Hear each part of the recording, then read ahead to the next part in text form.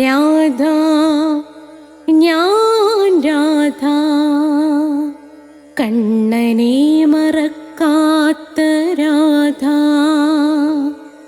രാധ ഞാൻ രാധ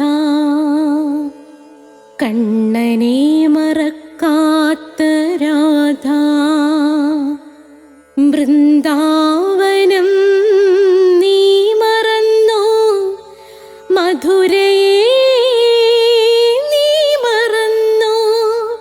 വൃന്ദാവനം നീ മറന്നോ, മധുരയെ നീ മറന്നോ.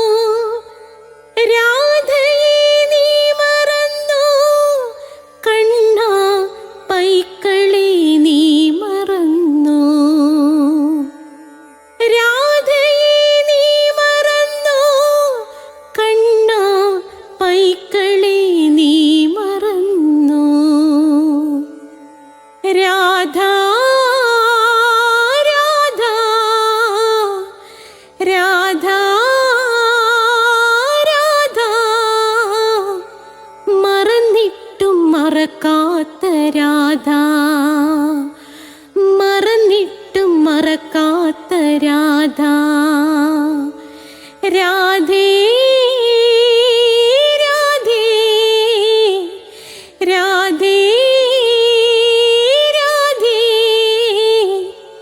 മറന്നിട്ടും മറക്കാത്ത രാധ.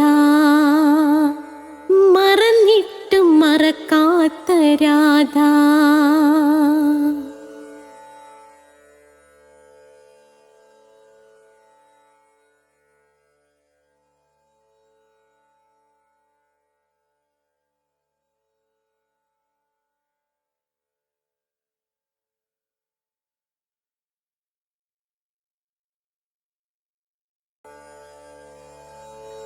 രാധ ഞാൻ രാധ കണ്ണനെ മറക്കാത്ത രാധ. രാധ ഞാൻ രാധ കണ്ണനെ മറക്കാത്ത രാധ. വൃന്ദാവനം നീ മറന്നോ, മധുരയെ നീ മറന്നോ.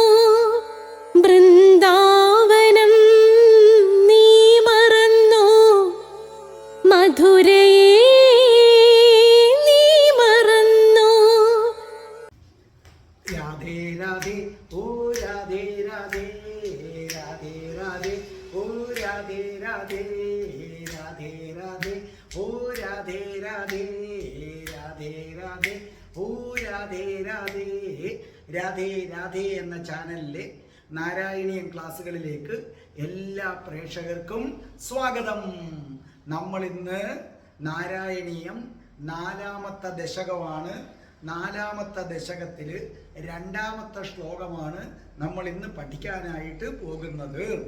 അപ്പോൾ ഇതിനകത്തുള്ള ബാക്കി കാര്യങ്ങളൊക്കെ, ഇതിനു മുമ്പുള്ള ശ്ലോകം പഠിക്കാൻ ആഗ്രഹിക്കുന്നവർ പ്ലേലിസ്റ്റ് എടുത്താൽ മതി. നമുക്ക് എല്ലാ തിങ്കളാഴ്ചയും 12 മണിക്ക് നാരായണീയത്തിൻ്റെ ക്ലാസ്, ചൊവ്വാഴ്ച കൃഷ്ണൻ്റെ കാമുകിയായ രാധയുടെ ജീവിതകഥ ജനനം മുതൽ മരണം വരെ കേൾക്കുക മഹാപുണ്യം. എല്ലാ വ്യാഴാഴ്ചയും അഷ്ടപതിയുടെ ക്ലാസ്. നാരായണീയം ക്ലാസ് കേൾക്കുന്നവർ കൃഷ്ണനെ കയ്യിൽ കിട്ടണമെങ്കിൽ രാധയും വേണം അഷ്ടപതിയും വേണമെന്ന സത്യം മറക്കരുത്. നിങ്ങൾ നാരായണീയത്തോടൊപ്പം തന്നെ അഷ്ടപതിയും എന്ത് ചെയ്യണം, വായിക്കണം. അതിന് അഷ്ടപതിയുടെ ക്ലാസ് ഉണ്ട് വ്യാഴാഴ്ച. വെള്ളിയാഴ്ച മോക്ഷം കിട്ടാൻ ആഗ്രഹിക്കുന്നവർക്കുള്ളതാണ് ധർമ്മപദം എന്ന ശ്രീബുദ്ധൻ്റെ മോക്ഷം കിട്ടുന്നവർക്ക് വേണ്ടി മാത്രമുള്ള പുസ്തകമാണ് അന്ന് പഠിപ്പിക്കുന്നത്. അതും നിങ്ങൾക്ക് കേൾക്കാം. ഇതുകൂടാതെ നമ്മൾ സ്പോക്കൺ ഇംഗ്ലീഷ് ഉണ്ട്. ഓരോ നക്ഷത്രത്തിൽ ജനിച്ചവരുടെ ഫലങ്ങളുണ്ട്, ഓരോ മാസത്തിൽ ജനിച്ചവരുടെ ഫലങ്ങളുണ്ട്. എന്തെങ്കിലും സംശയം ഉണ്ടെങ്കിൽ എൻ്റെ നമ്പർ 9645333999. ഞാനത് ഡിസ്ക്രിപ്ഷൻ ബോക്സിനകത്ത് ഞാനത് കൊടുത്തേക്കും. അതേ കണക്ക് തന്നെ ഹേയ് അച്ഛാ പ്ലീസ് മകളെ ഒന്ന് കെട്ടിപ്പിടിക്കൂ, ഒരിടത്തൊരിടത്തൊരച്ഛനുണ്ടായിരുന്നു. ഇത് രണ്ടും നിങ്ങൾ കേൾക്കണം. പിന്നെ നമ്മുടെ രാധയുടെ പ്രണയം 100 എപ്പിസോഡുകൾ പിന്നിട്ടു. അപ്പോഴും അഭിനന്ദന പ്രവാഹങ്ങൾ വന്നുകൊണ്ടിരിക്കുകയാണ്. നിരവധി പേരാണ്. അപ്പം അതിനകത്ത് കുറച്ചു പേരുടെ ഓരോ വീഡിയോയിലും അഭിപ്രായം ഇടുകയാണ് രാധയുടെ പ്രണയത്തെക്കുറിച്ച്. രാധയുടെ പ്രണയം ആദ്യം മുതലും ഇടയ്ക്ക് വെച്ചുമൊക്കെ കേൾക്കുന്നവർക്ക് എന്താണ് പറയാനുള്ളതെന്ന് നിങ്ങൾക്ക് അറിയണ്ടേ? അതാദ്യം നിങ്ങൾ കേട്ടുകൊള്ളൂ. രാധേ രാധേ രാധേ കൃഷ്ണ. ശരിക്കും പറഞ്ഞാൽ സാക്ഷാൽ ഗുരുവായൂരപ്പൻ തന്നെയാണ് എന്നെ ചാനലിലേക്ക് ഡയറക്റ്റ് ചെയ്തതെന്നാണ് വിശ്വസിക്കുന്നത്. ഞാനൊരു ഗുരുവായൂരപ്പ ഭക്ത തന്നെയാണ്. ഒരുപാട് അനുഭവങ്ങളും എനിക്കുണ്ടായിട്ടുണ്ട്.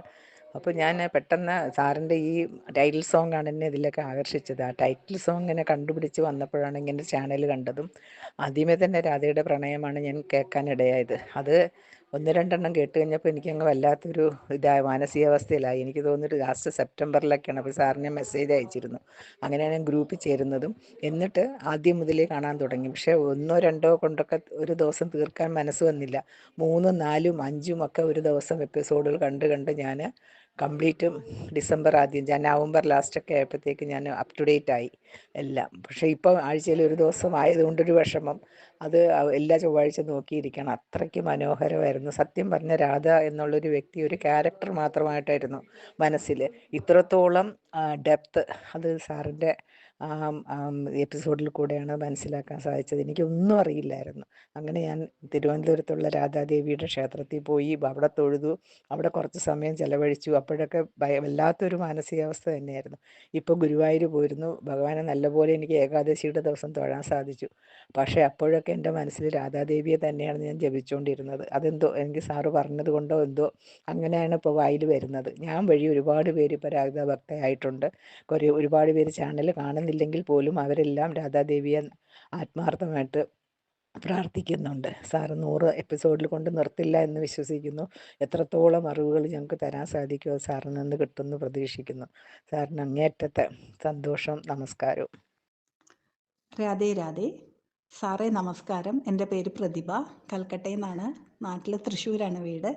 രാധേ രാധേ ചാനൽ 4-5 മാസമായിട്ടേ ഉള്ളൂ കാണാൻ തുടങ്ങിയിട്ട്. വളരെ മനോഹരമായിട്ടിരിക്കണു. ഇപ്പോൾ എല്ലാ ക്ലാസ്സസും റുട്ടീനായിട്ട് എവറി ഡേ കാണുന്നുണ്ട്. ബാക്കിയുള്ള ക്ലാസ്സുകളൊക്കെ മുന്നിലുള്ള ക്ലാസ്സുകളൊക്കെ പ്ലേലിസ്റ്റിൽ നോക്കി കേട്ടുകൊണ്ടിരിക്കണു. സ്പോക്കൺ ഇംഗ്ലീഷ് ക്ലാസ്, അഷ്ടാവക്രഗീത, മീരാബായിയുടെ കഥകൾ, പിന്നെ രാധാകുണ്ട്, അതെല്ലാം കേട്ടു. മനോഹരം, അതിമനോഹരം. രാധയുടെ പ്രണയവും കേട്ടുകൊണ്ടിരിക്കണം. പറയാൻ വാക്കുകളില്ല. സാറിന് ഇനിയും ഒരുപാട് കാര്യങ്ങൾ നമുക്ക് പറഞ്ഞു തന്ന് നമുക്കെല്ലാം മനസ്സിലാക്കി തരാനുള്ള ഗുരുവായൂരപ്പൻ്റെ എല്ലാ അനുഗ്രഹങ്ങളും ഉണ്ടായിരിക്കട്ടെ. സാറിന് അതിനു വേണ്ടി എല്ലാ പ്രാർത്ഥനകളും. ജയ ശ്രീ രാധേ രാധേ. രാധേ രാധേ സാർ. ഞാൻ 9ാം അധ്യായം തൊട്ടാണ് രാധയുടെ പ്രണയം കണ്ടു തുടങ്ങിയത്. അത് കേട്ടപ്പോൾ തന്നെ ഞാൻ 1ാം അധ്യായം തൊട്ട് ഞാൻ തൊട്ട് കേട്ടു തുടങ്ങി. ഇപ്പം അത് 100ാം എപ്പിസോഡിൽ എത്തി നിൽക്കുന്നു. രാധമ്മയെ അറിയാൻ സാധിച്ചത് തന്നെ ആ സാറിൻ്റെ വാക്കുകളിലൂടെ. ഞങ്ങളെ ആ രാധാ ദേവി എന്താണെന്ന് അറിയാൻ സാധിച്ചത് തന്നെ ഞങ്ങളുടെ മുജ്ജന്മ സുകൃതം. അത് അനുഭവിച്ചറിയാൻ പറ്റിയത് തന്നെ സാറിൻ്റെ ആ ഒരു കഥയിലൂടെ. ഞങ്ങൾക്ക് രാധമ്മയും കൃഷ്ണനെയൊക്കെ ഒരുപാട് സ്നേഹിക്കാനും രാധാറാണിയുടെ ഭക്തയാവാനും ഒക്കെ സാധിച്ചതിൽ ഒരുപാട് നന്ദി സാറേ. ഒരുപാട് നന്ദി. പറഞ്ഞാൽ തീരത്തില്ല. രാധമ്മയോടുള്ള സ്നേഹവും അതുപോലെ തന്നെ. രാധാറാണി ഞങ്ങളുടെ ജീവനാണ്, ജീവൻ്റെ ജീവനാണ്. ഒരുപാട് ഞങ്ങൾക്ക് ഒരുപാട് മാറ്റങ്ങളും ഐശ്വര്യങ്ങളും ഒക്കെ ഞങ്ങൾക്ക് രാധമ്മ തരുന്നുണ്ട്. രാധമ്മ എന്നും കൂട്ടാണ്, ഞങ്ങളുടെ ജീവനാണ്. അതിന് വഴിയൊരുക്കി തന്ന സാറിന് ഞങ്ങളുടെ അനന്ത കോടി നന്ദി രേഖപ്പെടുത്തുന്നു. ഇനിയും രാധമ്മയുടെ ഒരുപാട് കഥകൾ കേൾക്കാൻ ഞങ്ങൾ ആഗ്രഹിച്ചിരിക്കുന്നു. രാധേ രാധേ. സാർ, എൻ്റെ പേര് സുജാതയാണ്. സാറ് തന്നെ ഒരു വീഡിയോയിൽ പറഞ്ഞിട്ടുണ്ടായിരുന്നു, കൃഷ്ണൻ ഏറ്റവും ഇഷ്ടപ്പെട്ടവർ, കൃഷ്ണ ഭക്തി കൂടുതലുള്ളവർ കൃഷ്ണൻ തന്നെ രാധാദേവിയുടെ അടുത്ത് കൊണ്ടെത്തിക്കുന്നു. അതുപോലെ തന്നെ എൻ്റെ അനുഭവം. ഞാനായിരുന്ന കൃഷ്ണനെ മാത്രമാണ് പൂജിച്ചുകൊണ്ടിരുന്നത്. രാധാദേവിയെ ഞാൻ മനസ്സിൽ പോലും അങ്ങനെ എനിക്കൊരു ഇത് അറിയില്ലായിരുന്നു. അങ്ങനെ ഇരുന്നപ്പോഴാണ് ഒരിക്കൽ കൃഷ്ണൻ്റെ രാധയിലും ഒരു വിഗ്രഹം എൻ്റെ മോൻ എനിക്ക് കൊണ്ടു തന്നു. ഞാൻ അതിൽ ഏകാദശിക്ക് തുളസിമാലയിട്ട് രാധയും കൃഷ്ണനെയും പൂജിച്ച് അതിൻ്റെ പിറ്റേ ആഴ്ച മുതലാണ് സാറിൻ്റെ വീഡിയോ എൻ്റെ ഫോണിൽ എങ്ങനെ യാദൃച്ഛികമായിട്ട് വന്നു തുടങ്ങിയത്. ഒരു 4 മാസം വരും. അന്ന് മുതൽ ഞാൻ രാധാദേവി വീഡിയോ കാണും. ദിലീപ് സാറിൻ്റെ ഒപ്പം രാധാദേവി ഉണ്ടെന്നുള്ളതിന് ഒരു തെളിവാണ് ഈ ഞാൻ. എനിക്ക് പൂർണ്ണ വിശ്വാസം രാധാദേവി ദിലീപ് സാറിൻ്റെ ഒപ്പം ഉണ്ട്. അതാണ് എൻ്റെ ഇങ്ങനെ വരാനും രാധാദേവിയുടെ വീഡിയോ കാണാൻ വേണ്ടിയിട്ടാണ് എൻ്റെ ഫോണിലോട്ട് ഇങ്ങനെ വരാനും എനിക്ക്. അങ്ങനെയാണ് എൻ്റെ അനുഭവം. ഞാനിപ്പോൾ എല്ലാ രാധാദേവിയുടെ വീഡിയോയും കാണും. എല്ലാ ദിലീപ് സാറിടുന്ന വീഡിയോകളെല്ലാം ഞാൻ കാണും. ഞാനൊരു ഉത്തമ രാധാകൃഷ്ണ ഭക്തയാണ്. ജയ് രാധേ രാധേ. രാധയുടെ പ്രണയം അമ്മ മുടങ്ങാണ്ട് കാണുന്നുണ്ട്. പക്ഷേ ആദ്യം മുതൽ അമ്മയ്ക്ക് കാണാൻ സാധിച്ചില്ല. എന്നാലും ഒരു 45-ാമത്തെ എപ്പിസോഡ് മുതൽ അമ്മ കാണുന്നുണ്ട്. മോൻ അവതരിപ്പിക്കണ ഈ രാധയുടെ പ്രണയം അതിഗംഭീരമാവുന്നുണ്ട്. ഞങ്ങൾക്കെല്ലാം വളരെ കാര്യങ്ങൾ മനസ്സിലാക്കാൻ സാധിച്ചു. അതേപോലെ തന്നെ കൃഷ്ണനെ മാത്രം പ്രാർത്ഥിച്ചിരുന്ന ഞങ്ങൾക്ക് രാധയെയും കൂടി ചേർത്ത് പ്രാർത്ഥിക്കണമെന്ന് മനസ്സിലാക്കി തന്ന മോന് അനന്തകോടി പ്രണാമം. പിന്നെ എല്ലാ മോൻ അവതരിപ്പിക്കണ എല്ലാ പരിപാടികളും ഞാൻ മുടങ്ങാണ്ട് കാണാറുണ്ട്. എല്ലാം ഭംഗിയായിട്ട് മുമ്പോട്ട് പോകാൻ രാധാഗോവിന്ദൻ അനുഗ്രഹിക്കട്ടെ മോനെ. മോന് ദീർഘായുസ്സും ആരോഗ്യവും എല്ലാം തന്ന് ഭംഗിയായിട്ട് അനേകം പേർക്ക് ഇനിയും ഈ അറിവ് പകർന്നു കൊടുക്കാൻ സാധിക്കട്ടെ എന്ന് അമ്മ പ്രാർത്ഥിക്കണം മോനെ. ജയ് രാധേ രാധേ. അപ്പോൾ രാധയുടെ പ്രണയത്തെക്കുറിച്ചുള്ള അഭിപ്രായം കേട്ടല്ലോ. നിങ്ങളെ ഏവരെയും ഞാൻ ചൊവ്വാഴ്ച എന്ന ദിവസം രാധയുടെ പ്രണയം കാണാൻ സ്വാഗതം ചെയ്യുകയാണ്. ഇപ്പം 102 എപ്പിസോഡ് കഴിഞ്ഞു. 103-ാമത്തേത് തൊട്ട് അല്ലെങ്കിൽ 102 തൊട്ട് നിങ്ങൾ കണ്ടു തുടങ്ങിക്കൊള്ളൂ. സമയം കിട്ടുമ്പോൾ 1 തൊട്ടുള്ള വീഡിയോ നിങ്ങൾ എന്ത് ചെയ്താൽ മതി, കണ്ടാൽ മതി. അപ്പോൾ അതുകൊണ്ട് പ്രിയപ്പെട്ട പ്രേക്ഷകരെ, നിങ്ങൾ നാരായണീയം കാണുക, രാധയുടെ പ്രണയം കാണുക, നിങ്ങൾ അഷ്ടപതിയും നിങ്ങൾ കാണുക. നമുക്ക് പ്രാർത്ഥിച്ചിട്ട് തുടങ്ങാം. ഓം മഹാഗണപതയേ നമഃ. ഓം നമോ നാരായണായ. ഓം ശ്രീ രാധാകൃഷ്ണായ നമഃ. ഓം രാധായേ സ്വാഹ. രാധേ രാധേ, ഓ രാധേ രാധേ, രാധേ രാധേ, ഓ രാധേ രാധേ, രാധേ രാധേ, ഓ രാധേ രാധേ, രാധേ രാധേ, ഓ രാധേ രാധേ, രാധേ രാധേ, ഓ രാധേ രാധേ, രാധേ രാധേ, ഓ രാധേ രാധേ, രാധേ രാധേ, ഓ രാധേ രാധേ, രാധേ രാധേ, ഓ രാധേ രാധേ. അപ്പോൾ നമുക്ക് തുടങ്ങാം. അപ്പോൾ ഇന്ന് നമുക്ക് ഇതിലെ ശ്ലോകം നമുക്ക് പാടിത്തരുന്നത് ഇപ്പോൾ നിങ്ങൾക്ക് സുപരിചിതയായി മാറിക്കഴിഞ്ഞിരിക്കുന്ന കൃഷ്ണശ്രീയാണ്. ഞാൻ നേരത്തെ പരിചയപ്പെടുത്തി. റേഡിയോയിലെ എ ഗ്രേഡ് ആർട്ടിസ്റ്റാണ്. ആരെന്ന് പറയുന്നത് കൃഷ്ണശ്രീ. നിരവധി സ്റ്റേജ് പ്രോഗ്രാം നടത്തുന്നുണ്ട്. സർവോപരി മ്യൂസിക് ടീച്ചറാണ്. ഓൺലൈനിലൂടെ അനേകായിരം പേർക്ക് വിദ്യ പകർന്നു കൊടുക്കുന്ന ആളാണ്. ആരെന്ന് പറയുന്നത് കൃഷ്ണശ്രീ. അപ്പോൾ നിങ്ങൾക്ക് കൃഷ്ണശ്രീയുടെ മ്യൂസിക് കോഴ്സിൽ ചേരണമെങ്കിൽ നിങ്ങൾക്ക് ചേരാം. കൃഷ്ണശ്രീയുടെ നമ്പർ ഞാൻ ഡിസ്ക്രിപ്ഷൻ ബോക്സിൽ കൊടുത്തേക്കാം. അതേ കണക്ക് കഴിഞ്ഞ വീഡിയോയിൽ ഞാൻ ഡിസ്ക്രിപ്ഷൻ ബോക്സിനകത്ത് കൊടുത്തിട്ടുണ്ട്. അപ്പം കൃഷ്ണശ്രീയെ കുറിച്ച് ഒരുപാട് നല്ല അഭിപ്രായങ്ങളാണ് വന്നുകൊണ്ടിരിക്കുന്നത്. എന്നെ ഈ വീഡിയോ കണ്ടിട്ട് ഒരുപാട് പേര് പേഴ്സണലി വിളിച്ചിട്ടുണ്ട്. അപ്പോൾ ഈ കമൻറ്റ് ബോക്സിൽ വരാത്ത ഒരുപാട് പേരെന്നെ വിളിച്ച് ഓരോ അഭിപ്രായങ്ങൾ പറയും. അപ്പോൾ അവർ പറഞ്ഞു, സാറേ കൃഷ്ണശ്രീ വളരെ മനോഹരമായി പാടിയിരിക്കുന്നു. ഓർമ്മിക്കുക, ദൈവം വിരൽ തൊട്ട് അനുഗ്രഹിച്ചവർക്ക് മാത്രമേ മനോഹരമായി പാടാൻ പറ്റൂ. അപ്പോൾ കൃഷ്ണശ്രീ മോളെ, ദൈവം വിരൽ തൊട്ട് അനുഗ്രഹിച്ചിരിക്കുകയാണ്. ആ അനുഗ്രഹം നിലനിർത്തി മുന്നോട്ട് പോയിക്കൊള്ളൂ. സർവ്വവിധ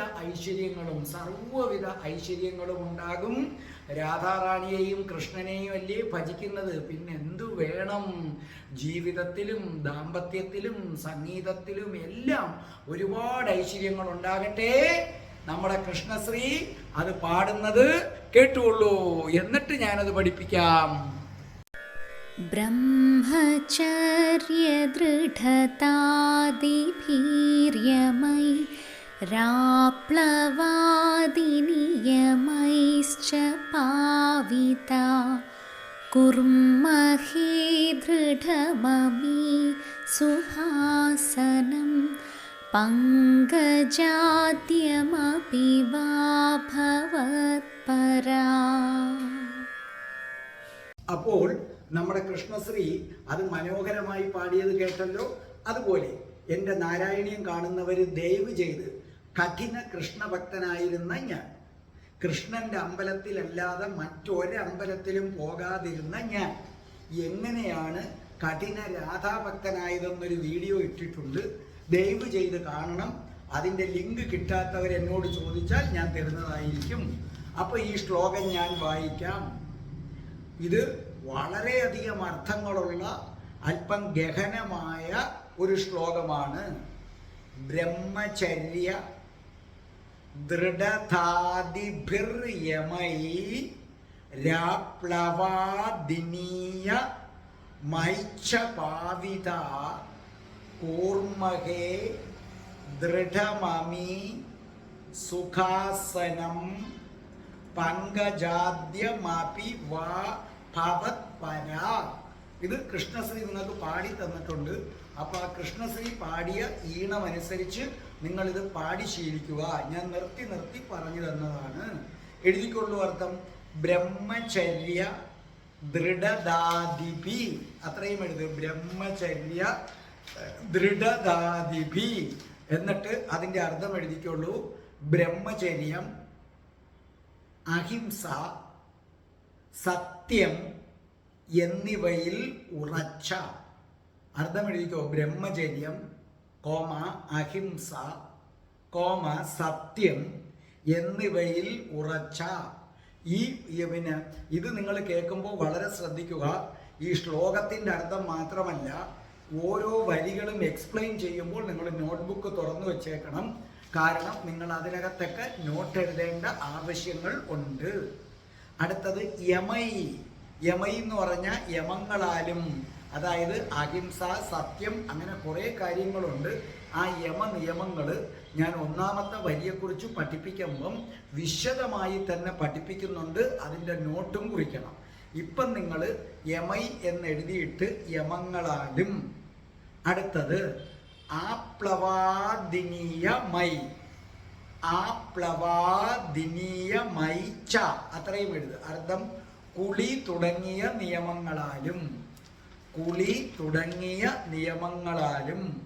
അതായത് നമ്മുടെ യമം, സ്നാനം, അങ്ങനെ കുറെ നിയമങ്ങളുണ്ട്. അപ്പം അർത്ഥം ഇങ്ങനെ എഴുതിയാൽ മതി. കുളി തുടങ്ങിയ നിയമങ്ങളാലും. പാവിത, ശുദ്ധീകരിക്കപ്പെട്ടവരായി.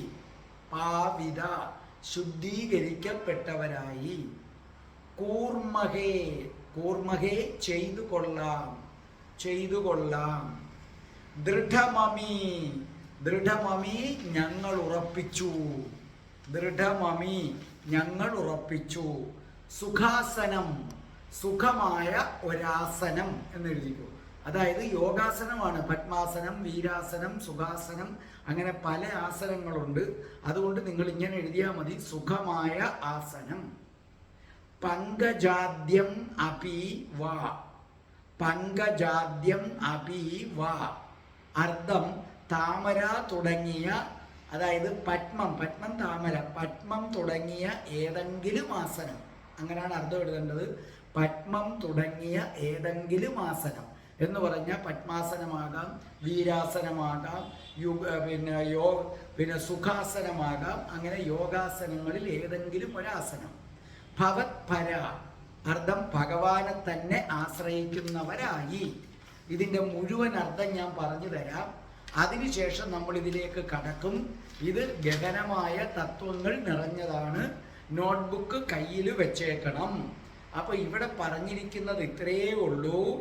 ഈ ഞങ്ങൾ ഭഗവാനെ തന്നെ ആശ്രയിച്ച് അടിയുറച്ച ബ്രഹ്മചര്യം, അഹിംസ, സത്യം തുടങ്ങിയ യമങ്ങളിലെ നിയമങ്ങൾ അനുസരിച്ചുകൊണ്ട്, ഈ അഹിംസ സത്യമൊക്കെ യമങ്ങളിലെ നിയമമാണ്, ആ നിയമങ്ങൾ അനുസരിച്ചുകൊണ്ടും സ്നാനം കുളിച്ചുകൊണ്ടും മനഃശുദ്ധി ഉണ്ടായി വളരെ പവിത്രരായി തീർന്നിട്ട് ഭഗവാനെ തന്നെ ആശ്രയിച്ചവരായി പത്മാസനം തുടങ്ങിയ ഏതെങ്കിലും ആസനങ്ങൾ ചെയ്തുകൊണ്ട് ഭഗവാനിൽ മനസ്സ് ഉറപ്പിച്ചു കൊള്ളാം എന്നാണ് ഈ ശ്ലോകത്തിൻ്റെ അർത്ഥം.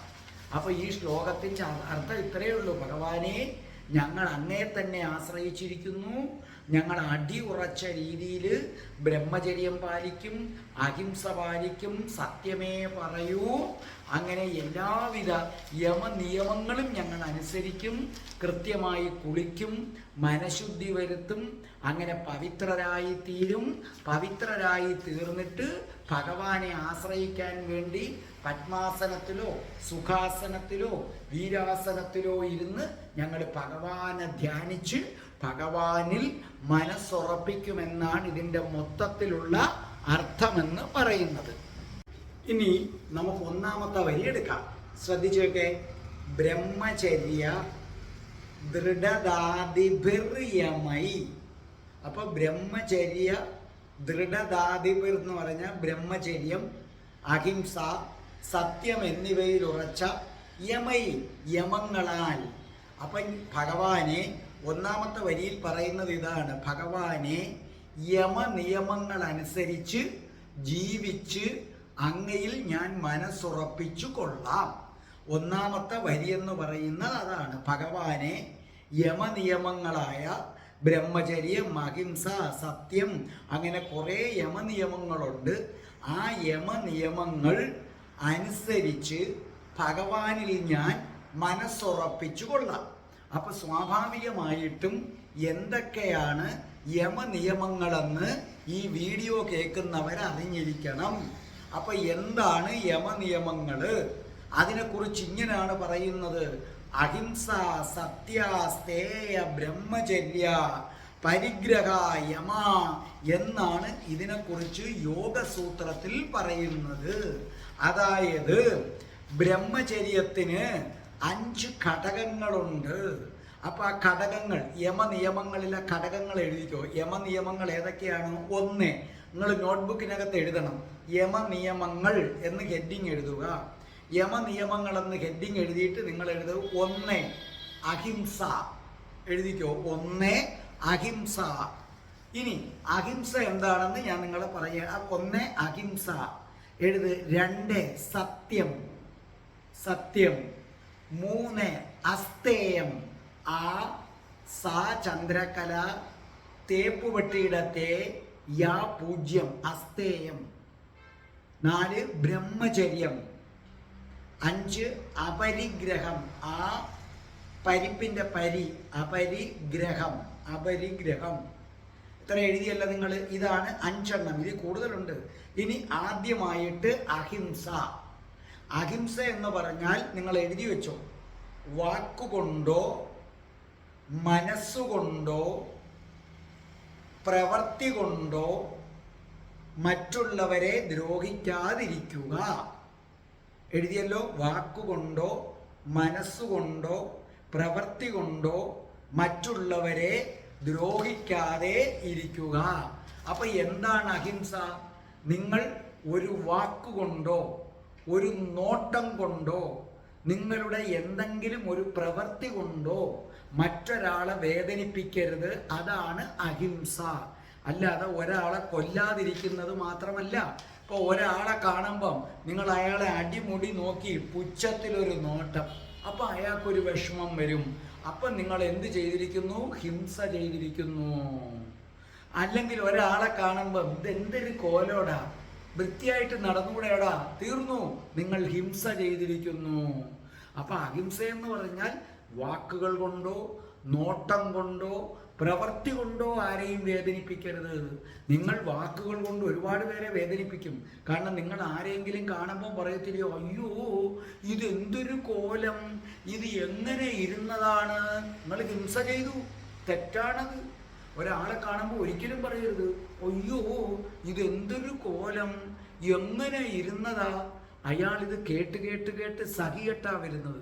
അപ്പം നിങ്ങളിത് പറയുന്നത് കേൾക്കുമ്പോൾ അയാൾക്ക് വിഷമമായി. അപ്പോൾ നിങ്ങൾ ഹിംസ ചെയ്തു. ഹിംസ ചെയ്യുന്നത് ഭഗവാൻ ഇഷ്ടമല്ല. അപ്പം നിങ്ങൾ അഹിംസ ചെയ്തുകൊണ്ട് ജീവിക്കണം, എങ്കിലേ ഗുരുവായൂരപ്പനെ കിട്ടുകയുള്ളൂ. 2, സത്യം. സത്യമെന്ന് പറഞ്ഞാൽ നിങ്ങളുടെ വാക്കിലും ചിന്തയിലും പ്രവൃത്തിയിലുമെല്ലാം സത്യം പുലർത്തണം. മനസ്സിലായില്ലേ? അപ്പം നിങ്ങൾ സത്യം എന്ന് എഴുതി വെക്കുക. അതിന് പിന്നെ നമ്മൾ നോട്ട് എഴുതണോ? എഴുതണമെങ്കിൽ വാക്കിലും ചിന്തയിലും പ്രവൃത്തിയിലുമെല്ലാം സത്യം പുലർത്തണം. അത്രയും എഴുതി വെച്ചോ. വേണമെങ്കിൽ സത്യം എന്ന ഹെഡിങ് എഴുതിയിട്ട് അത്രയും എഴുതിക്കോ. വാക്കിലും ചിന്തയിലും പ്രവൃത്തിയിലും സത്യം പുലർത്തണം. അതായത് ഇവിടെ മനുഷ്യൻ ചെയ്യുന്ന എന്താണ്? ഇന്ദ്രിയങ്ങൾ, നമ്മുടെ പഞ്ചേന്ദ്രിയങ്ങൾ കൊണ്ട്, അതായത് പഞ്ചേന്ദ്രിയങ്ങളിലൂടെ കാര്യങ്ങൾ മനസ്സിലാക്കി ബുദ്ധി കൊണ്ട് അതിനെ അളന്ന് തിട്ടപ്പെടുത്തുന്നതാണ് മനുഷ്യൻ സത്യമെന്ന് കരുതുന്നത്. നിങ്ങൾ വളരെ ശ്രദ്ധിക്കുക. സത്യം ഒരിക്കലും ഇന്ദ്രിയങ്ങളിലൂടെ ദൃശ്യമാകുന്നത് അല്ല. കണ്ണുകൊണ്ട് കാണുന്നത് പോലും സത്യമാകണമെന്നില്ല. ചെവി കൊണ്ട് കേൾക്കുന്നതും സത്യമാകണമെന്നില്ല. നിങ്ങൾ പറയും എൻ്റെ കണ്ണുകൊണ്ട് കണ്ടതാണെന്ന്. ഇപ്പൊ ഞാനൊരു സംഭവം പറഞ്ഞു തരാം. ഒരു ഗ്രാമത്തില് കൊടും വരൾച്ച വന്നു. ആ കൊടും വരൾച്ച വന്നപ്പോൾ സഖി കെട്ടിട്ട് അവരൊരു വലിയ കുന്നിൻ്റെ മുകളിൽ അപ്പുറത്തേക്കുള്ളൊരു ഗ്രാമമുണ്ട്. അവിടെ ചെന്നാൽ അല്പം വെള്ളം കിട്ടും. അങ്ങനെ വൃദ്ധനായ ഒരു മനുഷ്യനും പ്രസവം കഴിഞ്ഞ് കൈക്കുഞ്ഞുമായുള്ള ഒരു മകളും ബാക്കിയുള്ളവരും ഉണ്ട്. അപ്പോൾ ഇവരിങ്ങനെ നടന്ന്, വൃദ്ധനെന്ന് വയ്യ ആ അച്ഛന്. അങ്ങനെ ഒടുവിൽ കുന്നിൻ്റെ മുക്കാ പങ്കെത്തിയപ്പം അയാൾ പറഞ്ഞു, ഒരു തുള്ളി വെള്ളം കിട്ടാതെ ഞാൻ മരിച്ചു പോകും മോളെ എന്ന് പറഞ്ഞു. അപ്പോൾ ആ മകൾ പറഞ്ഞു, വെള്ളത്തിനൊരു വഴിയുമില്ല. അപ്പോഴാണ് അവർ പ്രസവിച്ച സ്ത്രീയാ. അവർ പറഞ്ഞു, അച്ഛൻ്റെ ജീവൻ രക്ഷിക്കണം, വാ അച്ഛാ, ഈ കുഞ്ഞു പാല് കുടിക്കുന്നത് പോലെ അച്ഛൻ കുടിച്ചോളൂ, അപ്പം അച്ഛൻ്റെ ചുണ്ട് നനയും, എനിക്ക് എൻ്റെ അച്ഛൻ്റെ ജീവൻ രക്ഷിക്കണം. അതനുസരിച്ച് ഒരു വാത്സല്യത്തോടെ ആ മനുഷ്യൻ ജീവൻ രക്ഷിക്കാൻ വേണ്ടി അവിടെ പാല് കുടിക്കുകയാണ്. ഇത് കണ്ടുകൊണ്ട് ഗ്രാമത്തിലെ ജനങ്ങൾ വരികയാണ്. അവർ പറയുന്നു, കണ്ടില്ലേ മകളുടെ പാല് കുടിക്കുന്നു. എല്ലാവരും കൂടെ ചേർന്ന് ആ വൃദ്ധനെ തല്ലിക്കൊന്നു. അപ്പൊ അവര് പറയുന്നത്, ഞങ്ങൾ ഞങ്ങളുടെ കണ്ണുകൊണ്ട് കണ്ടതാണ്. ഓർമ്മിക്കുക, ഇന്ദ്രിയങ്ങൾ കൊണ്ട് നിങ്ങൾ കാണുന്നതൊന്നും ഏതല്ല, സത്യമല്ല. ബുദ്ധി കൊണ്ട് നിങ്ങൾ ഗ്രഹിക്കുന്നതൊന്നും സത്യമല്ല. എന്താ ബുദ്ധി കൊണ്ട് ഗ്രഹിക്കുക? ഒരുത്തൻ അവൻ്റെ അമ്മയെ ഉപദ്രവിക്കുന്നു, അവൻ്റെ അച്ഛനെ ഉപദ്രവിക്കുന്നു. ഉടൻ നമ്മൾ പറയും, വൃത്തികെട്ടവൻ, കുഴപ്പക്കാരൻ. ഞാൻ ഇത് മുമ്പ് വേറെ വീഡിയോയിലും പറഞ്ഞിട്ടുണ്ട്. ഇതിൻ്റെ അർത്ഥം പോയി അമ്മയെ അച്ഛനെ ഉപദ്രവിക്കാനല്ല, ആധ്യാത്മിക പശ്ചാത്തലം. ഒരാള് ഇപ്പം ഞാൻ എൻ്റെ അമ്മയെ ഉപദ്രവിക്കുന്നു എങ്കിൽ അതിൻ്റെ അർത്ഥം എൻ്റെ അമ്മ കഴിഞ്ഞ ജന്മത്ത് അവരുടെ അമ്മയെ ഉപദ്രവിച്ചിട്ടുണ്ടെന്നാണ് അർത്ഥം. അപ്പൊ നിങ്ങൾ കഴിഞ്ഞ ജന്മത്ത് നിങ്ങളുടെ അമ്മയെ ഉപദ്രവിച്ചിട്ടുണ്ടെങ്കിൽ ഈ ജന്മത്ത് സ്വന്തം മകന്റെ കയ്യിൽ നിന്ന് കിട്ടുമ്പോഴേ അതിൻ്റെ വേദന മനസ്സിലാക്കൂ. അതിന് ഭഗവാൻ ഒരുക്കിയ ഒരു രംഗമാകാം. അപ്പൊ നമ്മൾ ചോദിക്കും, പിന്നെ നമ്മൾ എന്ത് ചെയ്യണം? ഒരുത്തൻ അമ്മയെ അടിച്ചെന്ന് പറഞ്ഞാലും കൊന്നെന്ന് പറഞ്ഞാലും ഒക്കെ നമ്മൾ നാരായണ നാരായണ, എല്ലാം നാരായണന്റെ ലീലകള്. നാരായണ, അടിക്കുന്നതും നീയേ, അത് കൊള്ളുന്ന ആളും നീയേ, സർവ്വതും നീയേ എന്ന് വിചാരിച്ചു പോവുക. ഇതിൻ്റെ അർത്ഥം ഒരിക്കലും മാതാവിനെ അടിക്കണമെന്നല്ല. മാതാവ് എന്നൊക്കെ പറഞ്ഞാൽ മാതാവിനെതിരെ എന്തെങ്കിലും പറയുന്നവൻ ജന്മത്തിൽ രക്ഷപ്പെടത്തില്ല. അത് വേറൊരു കാര്യം. മാതാവ് നമ്മുടെ കൺകണ്ട ദൈവമാണ്. 10 മാസം നമ്മളെ വയറ്റിൽ ചുമന്ന നമ്മുടെ സർവസ്വവുമാണ് മാതാവ്. അത് വേറൊരു കാര്യം. ഞാനൊരു ആധ്യാത്മിക പശ്ചാത്തലത്തിൽ കാര്യങ്ങൾ പറഞ്ഞതാണ്.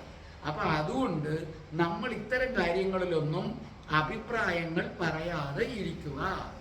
അപ്പോൾ ഭഗവാൻ പറയുന്നു, 1 അഹിംസയിലൂടെ ജീവിക്കണം. 2 സത്യം മാത്രം പറയുക. എന്ന് പറഞ്ഞാൽ കഴിയുന്നത്ര ഒന്നും മിണ്ടാതിരിക്കുക.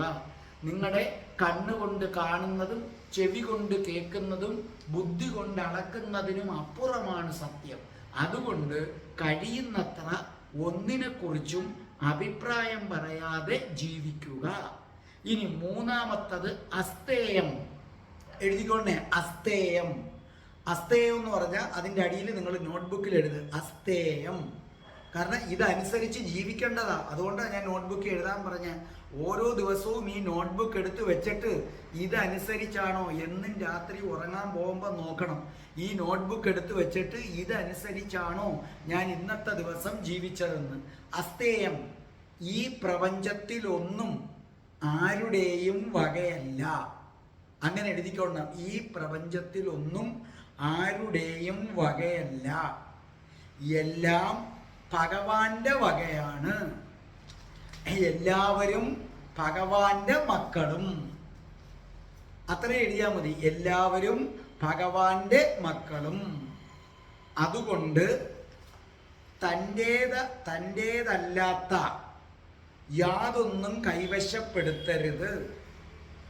തൻ്റേതല്ലാത്ത യാതൊന്നും കൈവശപ്പെടുത്തരുത്. നമ്മുടേതല്ലാത്ത എന്തെങ്കിലും കൈവശപ്പെടുത്തിയാൽ അതിനെ സ്ഥേയമെന്നും അങ്ങനെ ചെയ്യാതിരിക്കുന്നതിന് അസ്ഥേയമെന്നും പറയുന്നു. വേണമെങ്കിൽ അങ്ങനെ എഴുതിക്കോ. നമ്മുടേതല്ലാത്ത എന്തെങ്കിലും കൈവശപ്പെടുത്തുന്നതിന് സ്ഥേയമെന്നും അങ്ങനെ കൈവശപ്പെടുത്താതിരിക്കുന്നതിന് അസ്ഥേയമെന്നും പറയുന്നു. അപ്പൊ ഇനി ശ്രദ്ധിച്ചേട്ടെ, അസ്ഥേയമെന്ന് പറഞ്ഞാൽ എന്താണ്? ഈ പ്രപഞ്ചത്തില് ഒന്നും ആരുടെയും വകയല്ല. ഒന്നും. ഇതെല്ലാം ഈ പ്രപഞ്ചം മുഴുവൻ ഭഗവാന്റെ വകയാണെന്ന് മനസ്സിലാക്കുക. അത് മനസ്സിലാക്കാതെയാണ് നമ്മൾ എൻ്റെ വീട്, എൻ്റെ വസ്തു, എൻ്റെ രാജ്യം എന്നൊക്കെ പറയുന്നത്. ഭഗവാൻ അങ്ങനെ ഇന്ത്യ എന്നും പാകിസ്ഥാൻ എന്നും ജർമ്മനി എന്നൊന്നും പറഞ്ഞിട്ടില്ല. ഈ പേരൊക്കെ മനുഷ്യൻ കൊടുത്തതാണ്. അപ്പൊ ഇത് സർവ്വതും ആരുടേതാണ്? ഭഗവാന്റേതാണ്. ഇനി ഓർമ്മിക്കുക, നിങ്ങളുടേതല്ലാത്ത എന്തെങ്കിലും നിങ്ങൾ കൈവശപ്പെടുത്തിയിട്ടുണ്ടെങ്കിൽ അതിനെ സ്ഥേയമെന്ന് പറയും. അങ്ങനെ സ്ഥേയത്തോടെ ജീവിക്കുന്നവനെ ഭഗവാൻ ഇഷ്ടമല്ല. അവനെ ഗുരുവായൂരപ്പൻ ഒരിക്കലും അനുഗ്രഹിക്കത്തില്ല.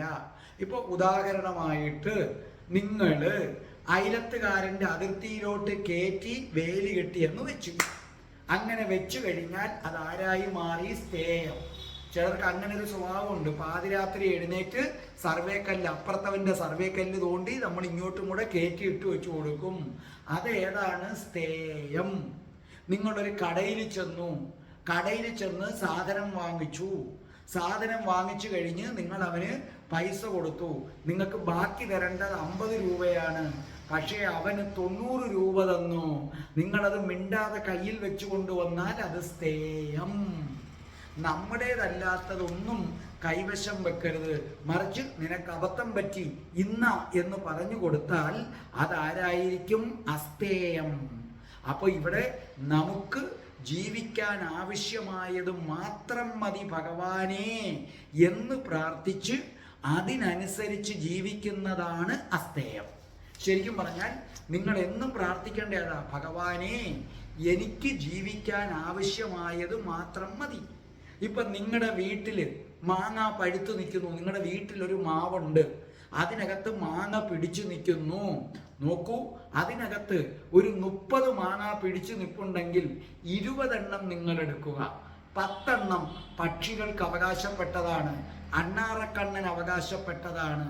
അത് അവർക്ക് കൊടുക്കാതെ നിങ്ങൾ കൈക്കലാക്കിയാൽ നിങ്ങൾ സ്ഥേയത്തിൽ ജീവിക്കുന്നവരാണ്. അങ്ങനെ ജീവിക്കുന്നത് ഭഗവാൻ ഇഷ്ടമല്ല.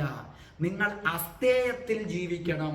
എന്ന് പറഞ്ഞാൽ നിങ്ങളുടെ മാവിനകത്ത് 20 മാങ്ങ പിടിച്ചു നിപ്പുണ്ട് എങ്കിൽ 10 എണ്ണം അണ്ണാറക്കണ്ണൻ തിന്നോളൂ, പക്ഷികൾ തിന്നുകൊള്ളൂ.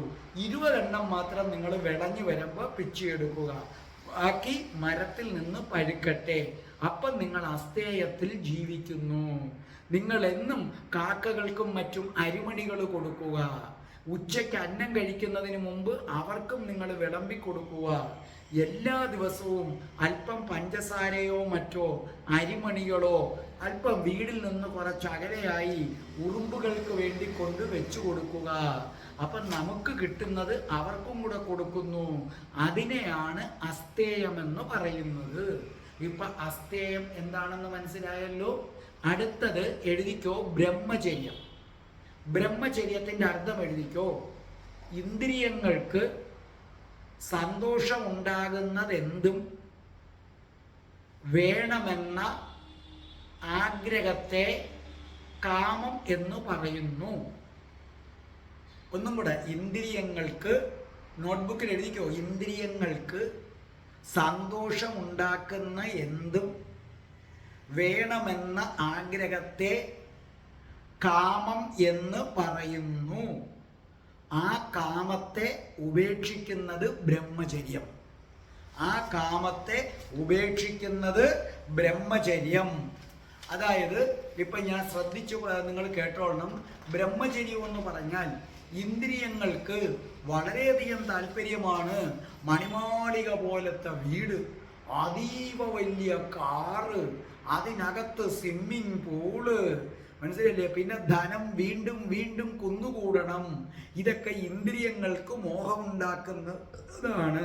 ഇപ്പൊ നിങ്ങൾ 3 പേരാണ് ഒരു വീട്ടിലുള്ള, അല്ലെങ്കിൽ 4 പേര്. ഈ 4 പേർക്ക് കയറി കിടക്കത്തക്ക വണ്ണം ഒരു വീട് മതി. ഞാൻ പലപ്പോഴും കണ്ടിട്ടുണ്ട്. അത് ചെയ്യാതെ വലിയ മണിമാളിക വേണമെന്നും പറഞ്ഞ് വലിയ മാളിക അങ്ങോട്ട് കെട്ടിപ്പോക്കും. അവസാനം കടം കയറി വീട് വെച്ചതിൻ്റെ കടം തീർക്കാൻ വച്ച വീട് നിങ്ങൾക്ക് വിൽക്കേണ്ടതായിട്ട് വരും. അപ്പൊ നിങ്ങളെ സംബന്ധിച്ചിടത്തോളം എനിക്ക് മണിമാളിക വേണ്ട, അതാണ് വലിയ മണിമാളികയൊന്നും വേണ്ട ഭഗവാനെ, കയറി കിടന്നുറങ്ങാൻ ഒരു ഇടം മതി എനിക്ക് ഒരുപാട് ധനമൊന്നും വേണ്ട, ഈ ജീവൻ നിലനിർത്തണം, അതിനുള്ള ധനം മതി, പിന്നെ മക്കളെ പറഞ്ഞയക്കണം, അതിനുള്ള ധനം, അതിനപ്പുറം എനിക്ക് ആവശ്യത്തിൽ കൂടുതലായിട്ട് എനിക്ക് യാതൊന്നും വേണ്ട ഭഗവാനെ. ആഹാരം ഉള്ളത് നമ്മൾ എന്ത് ചെയ്യുന്നു? കഴിക്കുന്നു. കൂടുതലുള്ളത് നമുക്ക് നല്ല ആഹാരം കിട്ടിയാൽ അത് കഴിച്ചോളൂ. പക്ഷെ അത് കിട്ടിയില്ലെങ്കിൽ വിഷമം എന്ന അവസ്ഥയില്ല. അപ്പം നിങ്ങളുടെ ആഗ്രഹങ്ങളെ അടക്കുന്നതാണ് ബ്രഹ്മചര്യം. അല്ലാതെ ഈ സ്ത്രീ പുരുഷ ബന്ധത്തിൽ ഏർപ്പെടാതിരിക്കുന്നത് മാത്രമല്ല. അടുത്തത് എഴുതിക്കോ, അപരിഗ്രഹം. എഴുതി വെച്ചോ, അപരിഗ്രഹം. അർത്ഥം എഴുതിക്കോ. ഒന്നും തൻ്റെ സ്വന്തമാക്കി കൈക്കലാക്കി വെക്കാതിരിക്കലാണ് അപരിഗ്രഹം. അപ്പോൾ ഒന്നും തൻ്റേതാക്കാതിരിക്കുക, അതാണ് അപരിഗ്രഹം. ഇപ്പം നിങ്ങൾ ശ്രദ്ധിച്ചു കേട്ടോളണം. ഒന്നും നമ്മുടേതാക്കരുത്, നമ്മുടേതാക്കാതിരിക്കുന്നതാണ് ഏതെന്ന് പറയുന്നത്? അപരിഗ്രഹം എന്ന് പറയുന്നത്. ഇപ്പൊ ഉദാഹരണം ഇപ്പൊ ഞാൻ പറഞ്ഞു തരാം. നിങ്ങൾക്കറിയാമോ, എന്നെ സംബന്ധിച്ചിടത്തോളം ഞാൻ ഇപ്പൊ താമസിക്കുന്ന എൻ്റെ വീട് പോലും ഞാൻ എൻ്റെ അവകാശികൾക്ക് എഴുതി കൊടുത്തു. എൻ്റേതായിട്ടൊന്നുമില്ല. എനിക്ക് എൻ്റേതായിട്ട് യാതൊന്നുമില്ല. ഞാൻ താമസിക്കുന്ന വീട് പോലും അനന്തര അവകാശികൾക്ക് അവരുടെ പേരിലാക്കി എഴുതി കൊടുത്തു. കരവക്ക അവരുടെ പേരിൽ അടയ്ക്കുന്നത്. പിന്നെ ഒരു വരിയും കൂടെ എഴുതി ചേർത്തു, മരണം വരെ എന്നെ ഇവിടെ ഇറക്കി വിടാൻ പറ്റില്ല. അങ്ങനെ ഒരു വരി എഴുതി വെച്ചു. എൻ്റെ മരണം വരെ നമ്മളെ ഇവിടുന്ന് ഇറക്കി വിടാനും പറ്റില്ല. അപ്പോൾ മരണം അതുവരെ എനിക്കിവിടെ കഴിയാനുള്ള അവകാശമുണ്ട്. അല്ലെങ്കിൽ പിന്നെ നമ്മളെ എടുത്ത് വെളിയിൽ കളഞ്ഞാൽ എന്ത് ചെയ്യും? പക്ഷെ അപ്പോൾ എൻ്റേതായിട്ട് എനിക്കൊന്നുമില്ല. പിന്നെ ഞാൻ ജോലി ചെയ്ത് കിട്ടുന്ന പണം അത് എൻ്റെ ബാങ്കിലുണ്ട്. പിന്നെ എൻ്റെ കാറ്, ഇതാണ് എൻ്റെ പേരിൽ കിടക്കുന്നത്. പക്ഷെ അവിടെ പോലും അനന്തരാവകാശികളെ ബാങ്കിൽ നമ്മൾ നോമിനി വെച്ചിട്ടുണ്ട്. പിന്നെ കാറ്, അതിനെക്കുറിച്ചെല്ലാം വിൽപ്പത്രം വരെ എഴുതി വെച്ചിട്ടുണ്ട്. അപ്പോൾ എൻ്റെ പേരിൽ സത്യം പറഞ്ഞാൽ ഒന്നുമില്ല. എന്നാൽ ചിലതുണ്ട്. ഞാൻ ജോലി ചെയ്യുന്ന പൈസ ബാങ്കിൽ ഇട്ടിട്ടുണ്ട്, ആവശ്യത്തിനുള്ളത് ഇട്ടിട്ടുണ്ട്, അത്രയേ ഉള്ളൂ. അത് ആരുടെ പേരിലാണ്? അനന്തരാവകാശികളെ നോമിനി വെച്ചിട്ട് നമ്മൾ ഇട്ടിരിക്കുന്നു. കാരണം ഞാൻ ഇപ്പം തന്നെ എൻ്റെ അനന്തരാവകാശികൾക്ക് എഴുതി കൊടുത്തു. ഇല്ലെങ്കിൽ ഞാൻ മരിച്ചു കഴിഞ്ഞാൽ പിന്നെ ഈ സ്വത്തോ ഒക്കെ കിട്ടണമെങ്കിൽ പിന്നെ വില്ലേജ് ഓഫീസിൽ കയറി ഇറങ്ങി എൻ്റെ ഡെത്ത് സർട്ടിഫിക്കറ്റ് വാങ്ങിച്ച് ആ സർട്ടിഫിക്കറ്റ് കൊണ്ടുവന്ന് കൊടുത്ത് പിന്നെ കോർപ്പറേഷനിൽ പോയി പിന്നെ ഇവരുടെ പേരിലേക്ക് മാറ്റി. എന്തിന് നമുക്കൊന്നിനും ആഗ്രഹമില്ല. എനിക്ക് കയറി കിടന്നാൽ മതി, മരണം വരെ എന്നെ ഇറക്കി വിടരുത്, എന്നാ പിടിച്ചോ, എല്ലാം കൊടുത്തു. ഇതാണ് അപരിഗ്രഹം. ഒന്നും തൻ്റേതാക്കാതിരിക്കുക, അമ്മമാരാലോചിക്കുക, ഒക്കെ മക്കൾക്ക് കൊടുക്കുക. പക്ഷെ ഈ വരി എഴുതി വെച്ചേക്കണം. എങ്ങനെ എഴുതി വെച്ചേക്കണം? മരണം വരെ എന്നെ ഇവിടുന്ന് ഇറക്കി വിടാൻ പറ്റില്ല, ഞാൻ മരിക്കുന്നത് വരെ അപ്പം നിങ്ങൾക്കിത് വിൽക്കാനും പറ്റില്ല. പകരം ഇന്ന് നിങ്ങൾ പിടിച്ചോ, എൻ്റെ മരണശേഷം നിങ്ങളുടെ ഡെത്ത് സർട്ടിഫിക്കറ്റ് ഒന്നും തേടി പോണ്ട. പിന്നെ ബാങ്ക് ബാലൻസ് നോമിനിയാക്കി എല്ലാവരെയും വെച്ചുകൊള്ളൂ. നമുക്കതിനകത്തൊന്നുമില്ല, നമ്മുടെ ആവശ്യമുള്ളത് കഴിക്കുന്നു. ഇതാണ് അപരിഗ്രഹം. ഒന്നും തൻ്റേതാക്കാതെ ഇരിക്കുക. അത് ബന്ധങ്ങളുടെ കാര്യത്തിലും എല്ലാം. അങ്ങനെ യമനിയമങ്ങൾ അനുസരിച്ച് നമ്മൾ ജീവിക്കുന്നതിനാലാണ് സാക്ഷാൽ ഗുരുവായൂരപ്പൻ ഇഷ്ടം. ഭാഗവതം യമത്തെക്കുറിച്ച് കുറെ കൂടി വിസ്തരിച്ചു പറയുന്നുണ്ട്. അത് നമുക്ക് അടുത്ത വരികളിൽ വിവരിക്കാം. അപ്പൊ യമനിയമങ്ങൾ നിങ്ങൾ എഴുതി വെച്ചല്ലോ. അമ്മമാരെ, അച്ഛന്മാരെ, ഇത് കേൾക്കുന്ന യുവാക്കളെ, യുവതികളെ, ഓരോ ദിവസവും ഉറങ്ങാൻ കിടക്കുന്നതിന് മുമ്പ് നിങ്ങൾ ഈ യമനിയമങ്ങൾ ബുക്കിൽ എഴുതിയത് നോക്കിയിട്ട് ഇതിൽ ഏതെങ്കിലും തെറ്റിച്ചോ എന്ന് നോക്കുക. തെറ്റിച്ചെങ്കിൽ അടുത്ത ദിവസം അത് തിരുത്തുക. ഇനി നമുക്ക് രണ്ടാമത്തെ വരിയിലേക്ക് വരാം. എന്താണ് രണ്ടാമത്തെ വരി? രാപ്ലവാദിനി യമൈച്ഛ പാവിത. അത്രയേ ഉള്ളൂ വരി. പക്ഷെ ഒരുപാട് കാര്യമുണ്ട്. രാപ്ലവാദിനി യമൈച്ഛ പാവിത. എന്താണ് ആപ്ലവാദിനി? ഇവിടെ തുടക്കം രാ എന്നാണ്, അപ്പുറത്തെ അക്ഷരവും ഇതും കൂടെ ചേരുമ്പോൾ രാ ആകുന്നതാണ്. ആ വാക്ക് യഥാർത്ഥത്തിൽ ആയാണ്. ആപ്ലവാദിനി നിയമൈച എന്ന് പറഞ്ഞാൽ കുളി തുടങ്ങിയ നിയമങ്ങളാലും. കുറെ നിയമങ്ങളുണ്ട്, ആ നിയമങ്ങളിൽ ഒന്നാണ് കുളി. അങ്ങനെ കുളി തുടങ്ങിയ നിയമങ്ങളാലും, ആ നിയമങ്ങൾ എന്തെന്ന് പറയാൻ പോവുക, പാവിത, ശുദ്ധീകരിക്കപ്പെട്ടവരായി. അപ്പൊ ഇവിടെ പറഞ്ഞിരിക്കുന്നു, ഭഗവാനെ ശ്രീകൃഷ്ണ, അങ്ങയിൽ പൂർണ്ണമായ ഭക്തി ലഭിക്കണമെങ്കിലും, ഭഗവാനെ അങ്ങയുടെ കാരുണ്യം കിട്ടണമെങ്കിലും, മോക്ഷം കിട്ടണമെങ്കിലും യമനിയമം പൂർണ്ണമായും അനുസരിക്കണമെന്ന് ഞങ്ങൾ അറിയുന്നു. അതനുസരിച്ച് കുളി തുടങ്ങിയ നിയമങ്ങളും കൂടെ ഞങ്ങൾ അനുസരിക്കുകയും അങ്ങനെ പരിപൂർണ മനഃശുദ്ധി കൈവരിക്കുകയും, അങ്ങനെ മനഃശുദ്ധി കൈവരിച്ച് ഭഗവാന്റെ അനുഗ്രഹത്തിന് പാത്രീഭവിക്കുകയും ചെയ്യുമാറാകാൻ അനുഗ്രഹിക്കണേ എന്നാണ് പറയുന്നത്. അപ്പോൾ നമ്മൾ കഴിഞ്ഞ ക്ലാസ്സിൽ യമനിയമങ്ങൾ കുറച്ച് എഴുതിയിട്ടുണ്ട്. അത് യോഗസൂത്രത്തിൽ പറഞ്ഞതാണ്. ഇനി ഭാഗവതം എന്താണ് പറയുന്നതെന്ന് നോക്കാം. ഭാഗവതത്തിൽ യമസൂത്രത്തെക്കുറിച്ച് അല്ലെങ്കിൽ യമത്തെക്കുറിച്ച് വളരെ വിശദമായി പറയുന്നുണ്ട്. എന്താ ഭാഗവതം പറയുന്നത്? അഹിംസ സത്യമസ്തേയമ സംഘോ ഹ്രീര സഞ്ജയ ആസ്തിക്യം ബ്രഹ്മചര്യം ച മൗനം സ്ഥൈര്യം ക്ഷമാഭയം. അതായത് അഹിംസ, സത്യം, അസ്തേയം, അസംഗം, ഹ്രീം, അസഞ്ചയം, ആസ്തിക്യം, ബ്രഹ്മചര്യം, മൗനം, സ്ഥൈര്യം, ക്ഷമ, അഭയം, ഇതെല്ലാം കൂടെ ചേരുമ്പോഴാണ് യമം. ഇതിനകത്ത് 5 എണ്ണം നമ്മൾ ഒന്നാമത്തെ വരിയിൽ പറഞ്ഞു, നിങ്ങൾ എഴുതിയെടുത്തു. അപ്പം ഞാൻ നിങ്ങളോട് പറഞ്ഞു, ഓരോ ദിവസവും രാത്രി ഉറങ്ങാൻ പോകുന്നതിന് മുമ്പ് ഈ നിയമങ്ങളിൽ ഏതെങ്കിലും തെറ്റിച്ചോ എന്ന് നോക്കുക. തെറ്റിച്ചെങ്കിൽ ഭഗവാനോട് ക്ഷമ പറഞ്ഞ് അടുത്ത ദിവസം അത് തെറ്റിക്കാതെ നോക്കുക. അങ്ങനെ ഒരു ചിട്ട എൻ്റെ അമ്മമാരും ഇത് കാണുന്ന അച്ഛന്മാരും സഹോദരങ്ങളും സഹോദരിമാരും സുഹൃത്തുക്കളുമൊക്കെ ചെയ്താൽ നിശ്ചയമായും ഈ ജന്മം തന്നെ നിങ്ങൾക്ക് മോക്ഷത്തിലേക്ക് നടന്നെടുക്കാനും ഭഗവാന്റെ കൃപയ്ക്ക് പാത്രീഭവിക്കാനും പറ്റും. ഇനി നിങ്ങൾ നോട്ട്ബുക്ക് എടുത്ത് എഴുതിക്കോ. യമനിയമങ്ങൾ ഇനിയുമുണ്ട്. 5 എണ്ണം ഞാൻ പറഞ്ഞു. ഇനി ഭാഗവതത്തിൽ പറഞ്ഞിരിക്കുന്ന എഴുതിക്കോ. ഹ്രീ, ഹ്രീ, മനസ്സിലായില്ലേ? ഹ്രീ, ഹാ. ഓം ഹ്രീം എന്ന് പറയത്തില്ലേ? ഹാ ഇട്ട് ചുരുപ്പ്, ഹ്രീ. അർത്ഥം എഴുതിക്കോ, ലജ്ജ. ലജ്ജ. എന്നിട്ട് നിങ്ങൾ നോട്ട്ബുക്കിൽ ഇങ്ങനെ എഴുത്: മോശപ്പെട്ട ഒരു കാര്യം ചെയ്യും, അത് അന്യർ അറിയുമ്പോഴുണ്ടാകുന്ന ജാള്യം. ഇത്ര എഴുതണം. മോശപ്പെട്ട ഒരു കാര്യം ചെയ്യും, അത് അന്യർ അറിയുമ്പോഴുണ്ടാകുന്ന ജാള്യം, നാണക്കേട്. ശ്രദ്ധിച്ചേട്ടെ, ഹ്രീ എന്നതുകൊണ്ട് ഭാഗവതകാരൻ ഉദ്ദേശിക്കുന്നത് എന്താണെന്ന് വെച്ചാൽ, അതായത് അപ്പോൾ എന്നോട് ഒരുപാട് പേര് ഭാഗവതത്തിൻ്റെ ക്ലാസ് എടുക്കണമെന്ന് പറയുന്നുണ്ട്. വരട്ടെ, ഞാൻ എടുക്കാം. ഇപ്പം എനിക്ക് കുറേ ഒട്ടും സമയമില്ലാത്തതുകൊണ്ടാണ്. അപ്പോൾ ശ്രദ്ധിച്ചു കേട്ടോണം, നമ്മളൊരു മോശപ്പെട്ട കാര്യം ചെയ്യും, അത് മറ്റുള്ളവർ അറിയുമ്പോൾ നമുക്കൊരു ലജ്ജ ഉണ്ടാകും. മനസ്സിലായില്ലേ?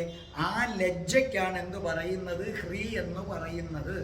നിങ്ങൾ ഒരാളോട് ഒരു പച്ചക്കള്ളം പറയുന്നു, കുറച്ച് കഴിയുമ്പം കയ്യോടെ തെളിവ് സഹിതം അത് പിടിക്കുന്നു. അങ്ങനെ പിടിച്ചു കഴിയുമ്പം നിങ്ങൾക്കിനി ഒന്നും പറയാനില്ല. അപ്പം നിങ്ങൾക്കുണ്ടാകുന്ന ആ ലജ്ജ നോക്കൂ. നിങ്ങൾ അന്യൻ്റെ ഭാര്യയുടെ അടുക്കലേക്ക് പോകുന്നു, നാട്ടുകാരെല്ലാവരും കൂടെ വളഞ്ഞു പിടിക്കുന്നു. വളഞ്ഞു പിടിച്ച് മറ്റുള്ളവരുടെ മുമ്പിൽ കൊണ്ടുവരുമ്പോൾ തല താഴ്ത്തി നിൽക്കുന്ന ലജ്ജ. ഈ ലജ്ജ ഭഗവാന്റെ അനുഗ്രഹം കിട്ടുന്നതിന് തടസ്സമാണ്. അതുകൊണ്ട് ഇത്തരം മറ്റുള്ളവരുടെ മുമ്പിൽ ലജ്ജിച്ച് നിൽക്കേണ്ടതായിട്ടുള്ള മോശം കാര്യങ്ങൾ ചെയ്യരുത്. അപ്പം നിങ്ങൾ ഉറങ്ങാൻ കിടക്കുന്നതിന് മുമ്പ് ചിന്തിക്കണം, ഇന്നത്തെ ദിവസം മറ്റുള്ളവരുടെ മുമ്പിൽ, ഇപ്പം അന്നത്തെ ദിവസം നിങ്ങൾ കള്ളം ചെയ്ത് പിടിച്ച് കാണത്തില്ല, പക്ഷേ നിങ്ങളൊരു കള്ളം പറഞ്ഞ് ഇത് ഭാവിയിൽ പിടിക്കപ്പെടുമോ? അങ്ങനെ പിടിക്കപ്പെടുമ്പോൾ ഞാൻ തല താഴ്ത്തി നിൽക്കേണ്ടി വരുമോ എന്ന് ചിന്തിക്കുക. അങ്ങനെയാണെങ്കിൽ നിങ്ങൾ ഹ്രീ എന്ന വിഭാഗത്തിൽ പെടുന്നു. ഇനി അസഞ്ചയം എഴുതി വൈ. അസഞ്ചയം. അസഞ്ചയം അർത്ഥം എഴുതി വെക്ക്: കൂട്ടിവെക്കാതിരിക്കുക. കൂട്ടിവെക്കാതിരിക്കുക. എന്നിട്ട് ഇങ്ങനെയും കൂടെ എഴുത്: ഭാവിയിൽ എനിക്കും വേണ്ടപ്പെട്ടവർക്കും ഉപയോഗിക്കാൻ വേണ്ടി ആവശ്യത്തിലധികം സമ്പത്ത് കൂട്ടിവെക്കുക. ആവശ്യത്തിലധികം സമ്പത്ത് കൂട്ടിവെക്കുക. ഭാവിയിൽ തനിക്കും വേണ്ടപ്പെട്ടവർക്കും ഉപയോഗിക്കാൻ വേണ്ടി ആവശ്യത്തിലധികം സമ്പത്ത് കൂട്ടിവെക്കുക. നോക്കൂ, നിങ്ങൾ മനുഷ്യനായി ജനിച്ചതുകൊണ്ട് നിങ്ങൾക്ക് സമ്പത്ത് ശേഖരിക്കാം, ജീവിക്കാനുള്ളത് നിങ്ങൾക്കും നിങ്ങളുടെ മക്കൾക്കും മതി. അതിൽ കൂടുതൽ വേണ്ട. അവരുടെ മക്കൾക്കുള്ളത് അവരങ്ങ് ചെയ്തോളും. അനാവശ്യമായ ധനം കൂട്ടിവെക്കാതിരിക്കണം.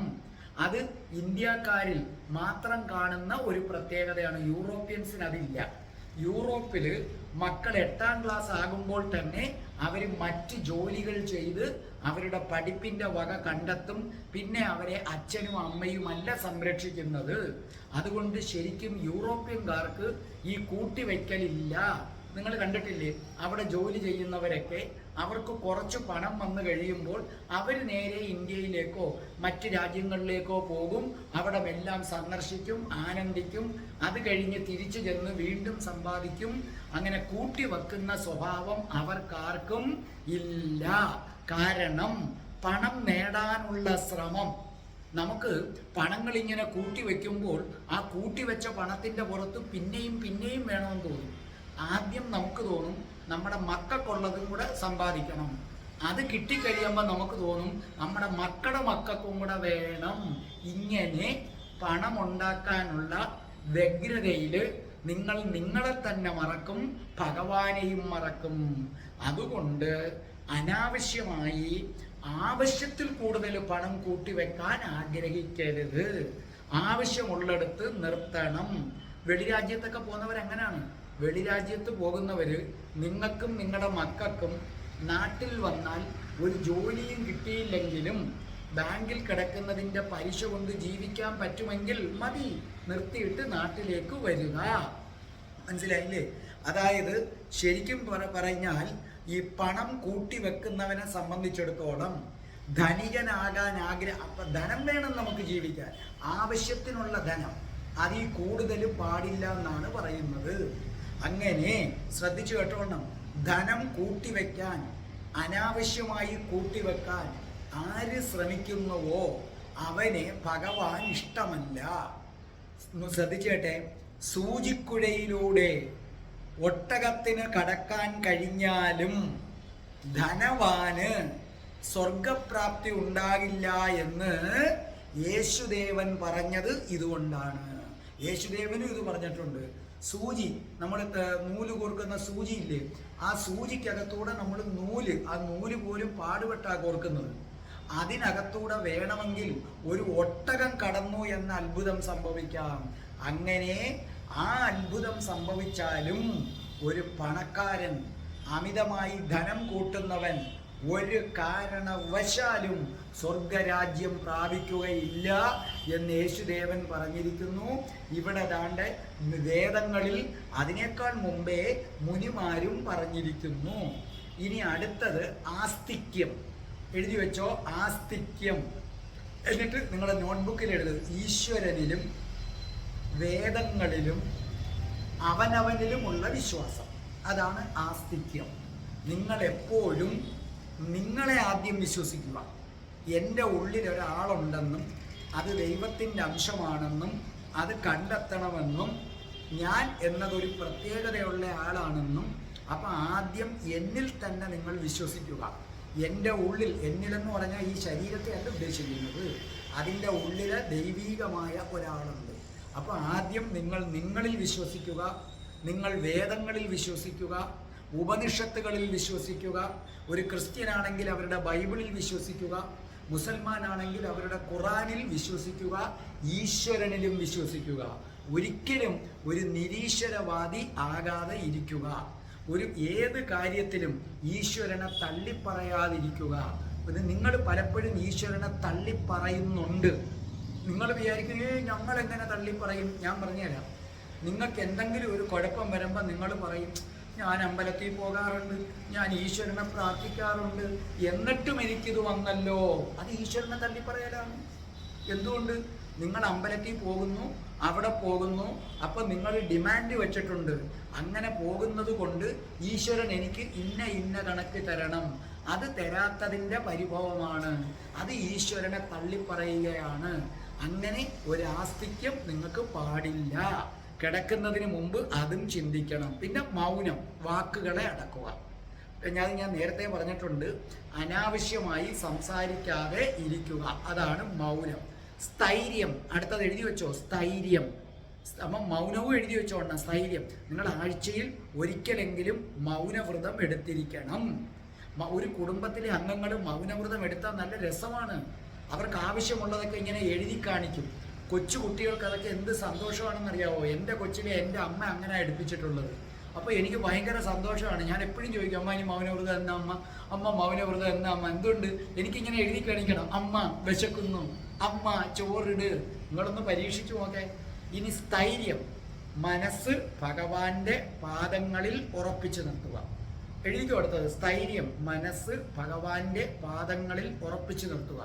നിങ്ങൾ വീട്ടിലിരുന്ന് സഹസ്രനാമമൊക്കെ വായിക്കും. അപ്പം മനസ്സിൽ ഭഗവാന്റെ പാദപത്മങ്ങൾ മാത്രം, അല്ലെങ്കിൽ ഭഗവാന്റെ രൂപം മാത്രം. അതല്ല, പലപ്പോഴും ഞാൻ കണ്ടിട്ടുണ്ട്, നിങ്ങൾ ഇതങ്ങോട്ട് ചൊല്ലിത്തുടങ്ങും. നിങ്ങൾ ഇതങ്ങോട്ട് ചൊല്ലിത്തുടങ്ങി കുറേ കഴിയുമ്പോഴേക്കും നിങ്ങളുടെ മനസ്സ് പല പല ഭാഗങ്ങളിലേക്ക് എന്ത് ചെയ്യും? ഓടിപ്പോകും. അങ്ങനെ ഓടിപ്പോകുന്നു എങ്കിൽ നിങ്ങൾ ഇവിടെ അല്ല, സ്ഥൈര്യം എന്നതിന് നിങ്ങൾ അർഹരേ അല്ല. പിടി കിട്ടിയല്ലോ. പിന്നെ ക്ഷമ. ക്ഷമ എന്ന് പറഞ്ഞാൽ മറ്റുള്ളവർ നമ്മളെ എന്തൊക്കെ ദ്രോഹിച്ചാലും, നമ്മളെക്കുറിച്ച് എന്തൊക്കെ അപവാദം പറഞ്ഞാലും, എത്ര ഉപദ്രവിച്ചാലും നമ്മൾ പ്രതികാര ബുദ്ധിയില്ലാതെ അതൊക്കെ സഹിക്കുക. ഇപ്പം നിങ്ങളെക്കുറിച്ച് ഒരാൾ അനാവശ്യം പറയുന്നു, നിങ്ങൾ മോശപ്പെട്ട സ്ത്രീയാണെന്ന് പറയുന്നു, നിങ്ങളൊന്നും മിണ്ടാതിരിക്കുക, ഒക്കെ ക്ഷമിക്കുക. നിങ്ങളെ മുഖത്ത് നോക്കി ഒരാൾ ആക്ഷേപിക്കുന്നു, നിങ്ങളെ ഒരാൾ ഉപദ്രവിക്കുന്നു, നിങ്ങൾ ക്ഷമ കാണിക്കുക. കാരണം ക്ഷമയോടെ ഇരുന്നാൽ ഭഗവാൻ ഇടപെടും. ക്ഷമയോടെ ഇരുന്നില്ലെങ്കിൽ ഭഗവാൻ ഒരിക്കലും എന്ത് ചെയ്യില്ല? ഇടപെടില്ല. അപ്പം നിങ്ങൾക്ക് ക്ഷമയുണ്ടെങ്കിൽ ഭഗവാൻ ഓടി ആരുടെ അടുക്കലെത്തും? നിങ്ങളുടെ അടുക്കലെത്തും. നമ്മൾ കേട്ടിട്ടുണ്ടല്ലോ, ലക്ഷ്മി ദേവി മഹാവിഷ്ണു ഭഗവാന്റെ പാദങ്ങൾ ഇങ്ങനെ തിരുമിക്കൊണ്ടിരിക്കുകയാണ്. ആ സമയത്ത് പെട്ടെന്ന് മഹാവിഷ്ണു ചാടി എഴുന്നേൽക്കുകയാണ്. എഴുന്നേറ്റ് ഓടിപ്പോയി വാതിൽ വരെ ചെന്നിട്ട് തിരിച്ചു വന്നു. അപ്പം ലക്ഷ്മി ദേവി ചോദിച്ചു, എന്താണ്? എൻ്റെ ഒരു ഭക്തനെ ഒരുത്തൻ ഉപദ്രവിക്കാൻ പോയി, ഞാൻ ഓടിച്ചെന്നേത്. അപ്പം ചോദിക്കും, വാതിൽക്കര വരെ ചെന്നിട്ട് എന്തിന് തിരിച്ചു വന്നു? അതോ ഞാൻ ചെന്നപ്പം അവനെ മറ്റവനെ ഇടിക്കാൻ ഒരു വലിയ കല്ലെടുത്തുകൊണ്ടിരിക്കുന്നു, ഇനി എൻ്റെ ആവശ്യമില്ല. അപ്പം നിങ്ങളെക്കുറിച്ച് ഒരാൾ അനാവശ്യം പറഞ്ഞാൽ, നിങ്ങൾ മോശപ്പെട്ട സ്ത്രീയാന്ന് പറയുന്നു, അല്ലെങ്കിൽ നിങ്ങളെക്കുറിച്ച് അപവാദങ്ങൾ പറയുന്നു, നിങ്ങളുടെ ഓഫീസിൽ പ്രമോഷൻ തടയുന്നു, നിങ്ങളൊന്നും മിണ്ടണ്ട, ക്ഷമയോടങ്ങ് കാത്തിരിക്കുക. ഭഗവാനെ ഇച്ചിരിയും കൂടെ കഴിയുമ്പം 8ന്റെ അല്ല 16ന്റെ പണി ദൈവം അവർക്ക് കൊടുക്കും. അപ്പം നിങ്ങൾ എഴുതിയല്ലേ ക്ഷമ. അടുത്തത് അഭയം എന്ന് പറഞ്ഞാൽ ഭയമില്ലായ്മ. ഈ ലോകം മുഴുവൻ ഭഗവാന്റേതാണ്. ഭഗവാന്റേതായ ഈ ലോകത്തിൽ ഞാൻ എന്തിനാ ഭയക്കാൻ? അതുകൊണ്ട് ഈ ലോകത്തുള്ള ഒന്നിനെയും ഞാൻ ഭയക്കുന്നില്ല. ഒരു പാമ്പിനെ കണ്ടാലും നിങ്ങൾ പേടിക്കണ്ട. അങ്ങനെ കടിക്കണമെന്ന് നേരത്തെ എഴുതി വെച്ചിട്ടുണ്ടെങ്കിലേ അത് കടിക്കൂ. ഞാനും എൻ്റെ അമ്മയും കൂടെ ഉറങ്ങിക്കിടന്നപ്പോൾ എൻ്റെ കാലിലൂടെ കയറി എൻ്റെ അമ്മയെ കടിച്ചിട്ട് പോയിട്ടുണ്ട്. അപ്പം ഭയമില്ലാതിരിക്കുക എന്ന് പറഞ്ഞാൽ ഈ ലോകം മുഴുവൻ ഭഗവാൻ നിറഞ്ഞു നിൽക്കുന്നു. അപ്പോൾ ഈ ലോകത്തിലുള്ളവരെല്ലാം ഭഗവാനാണ് എന്ന് കരുതി ഭയമില്ലാതെ ജീവിക്കുക. അടുത്തത് നിയമം. 5 നിയമങ്ങളാണ് പറഞ്ഞിരിക്കുന്നത്. എന്തൊക്കെയാണ്? ശൗചം, സന്തോഷം, തപസ്, സ്വാധ്യായം, ഈശ്വര പ്രണിധാനം. അപ്പോൾ നിങ്ങൾ എഴുതിക്കോ. 1 ശൗചം എഴുത്. വൃത്തിയാവുക എന്നതാണ് ശൗചം. 2 വിധത്തിലാണ് വൃത്തിയാകുന്നത്. 1 കുളിച്ച് ദേഹശുദ്ധി വരുത്തുന്നു.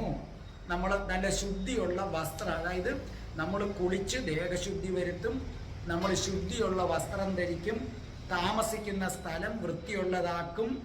2 നമ്മുടെ മനസ്സിനെ ശുദ്ധി വരുത്തണം. എങ്ങനെയാണ് മനസ്സിനെ ശുദ്ധി വരുത്തുന്നത്? കോപം, കാമം, ആഗ്രഹം ഇതൊക്കെ നിങ്ങളുടെ മനസ്സിൽ നിന്ന് കഴുകി കോപങ്ങളില്ലാത്ത ഒരാൾ, ആഗ്രഹങ്ങളില്ലാത്ത ഒരാളായി മാറണം. അതാണ് ശൗചം. അടുത്തത് സന്തോഷം. കിട്ടുന്നത് കൊണ്ട് തൃപ്തിപ്പെടുക, അത്രയേ ഉള്ളൂ. എന്ത് കിട്ടിയാലും ഭഗവാൻ ഇന്നത്തേക്ക് ഇത്രയേ തന്നുള്ളൂ. കിട്ടുന്നത് കൊണ്ട് തൃപ്തിപ്പെടുന്നതാണ് സന്തോഷം.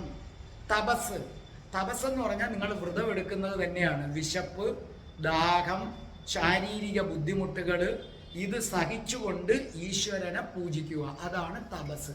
അല്ലാതെ മുനിമാരിയിരിക്കുന്ന കണക്കല്ല. നമ്മൾക്ക് ഒരു ദിവസം വ്രതം എടുക്കുന്നു, നിങ്ങൾ ആഹാരം കഴിക്കാതിരിക്കുന്നു. അപ്പം അങ്ങനെ എന്താണ്? വിശപ്പും ദാഹവും ഒക്കെ ശാരീരിക ബുദ്ധിമുട്ടും ഒക്കെ സഹിച്ചുകൊണ്ട് ഭഗവാനെ പൂജിക്കുന്നു. പക്ഷേ ഭഗവാൻ തന്നെ പറഞ്ഞിട്ടുണ്ട്, ശാരീരിക അവശതകളുണ്ടെങ്കിൽ അത് ചെയ്യണ്ട. ഈശ്വര പ്രണിധാനം, ഇതുവരെ പറഞ്ഞ കാര്യങ്ങളെല്ലാം ചെയ്ത്, അതായത് നമ്മൾ പറഞ്ഞ ഭയം, മനസ്സിലായില്ലേ? ഭയമില്ലായ്മ എന്ന അവസ്ഥ. അതേ കണക്ക് തന്നെ ഏതാണ്? പിന്നെ മൗനം, ആസ്തിക്യം, അസഞ്ചയം, അങ്ങനെ ഇതെല്ലാം ചെയ്ത് സർവകർമ്മങ്ങളും ഭഗവാനിൽ സമർപ്പിക്കുക. അപ്പൊ ഈശ്വര ഭക്തർ എപ്പോഴും നല്ല വൃത്തിയുള്ളവരായിരിക്കണം. വീട്ടിൽ നിൽക്കുന്നവരാണെങ്കിൽ രാവിലെ എഴുന്നേറ്റ് കുളിച്ചിട്ടേ അടുക്കളയിൽ കയറാവൂ.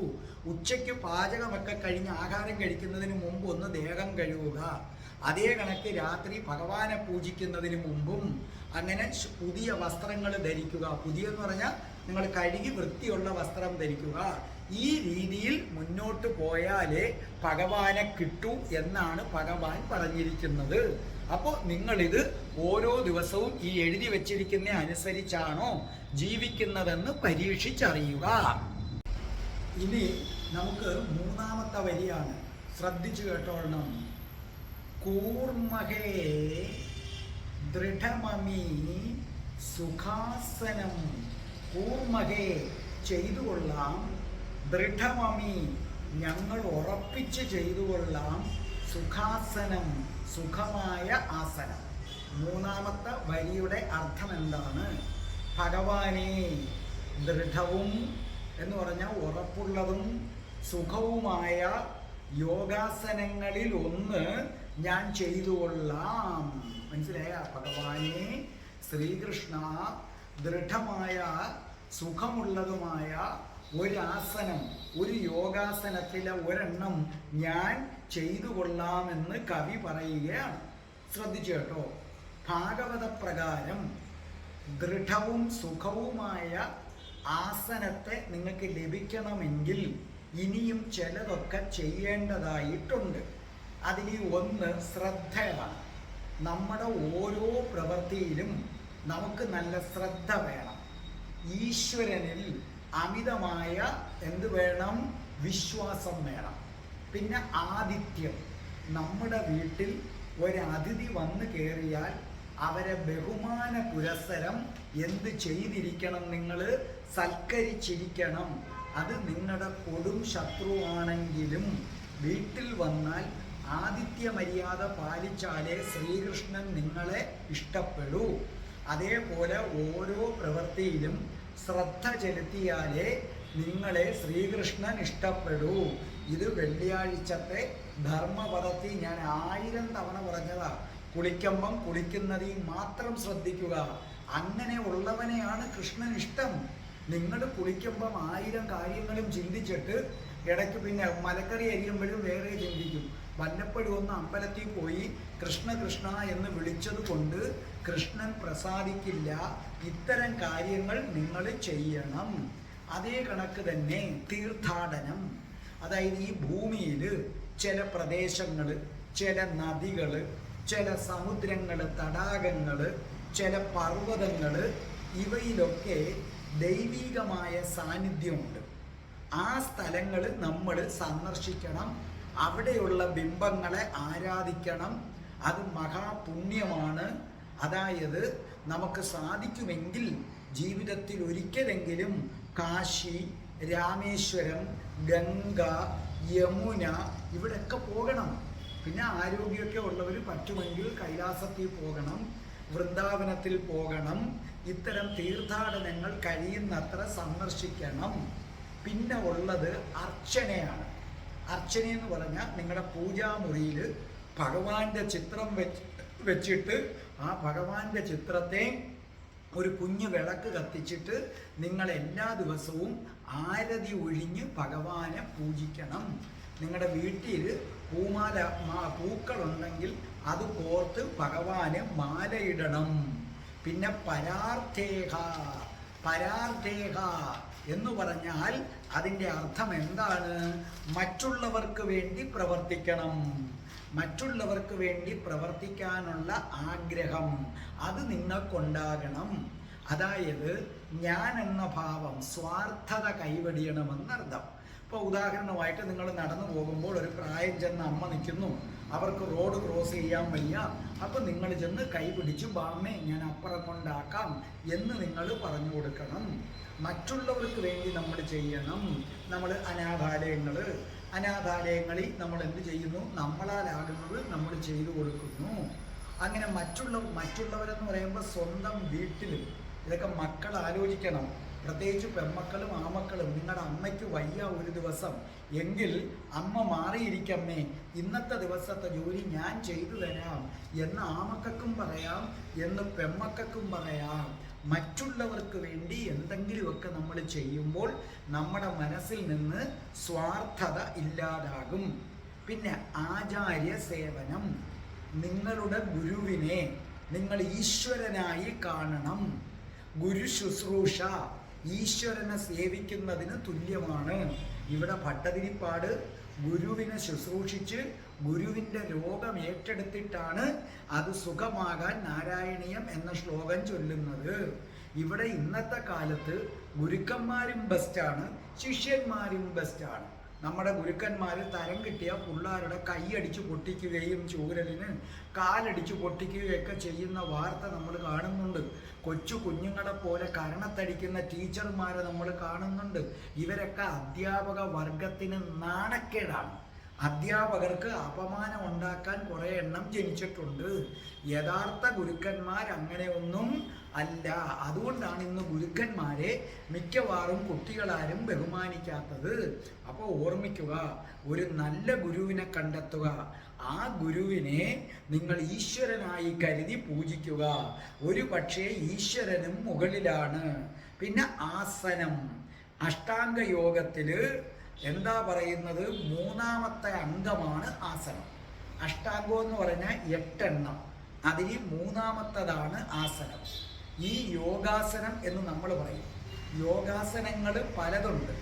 അതിനകത്ത് എല്ലാ യോഗാസനവും വേണ്ട. ധ്യാനത്തിലിരിക്കാൻ പറ്റിയ ആസനം, അത് പത്മാസനമാകാം, വീരാസനമാകാം. പത്മാസനമാണ് കുറേ കൂടെ നല്ലതാണ്. ഞാനൊക്കെ പത്മാസനത്തിലാണ് ഇരിക്കുന്നത്.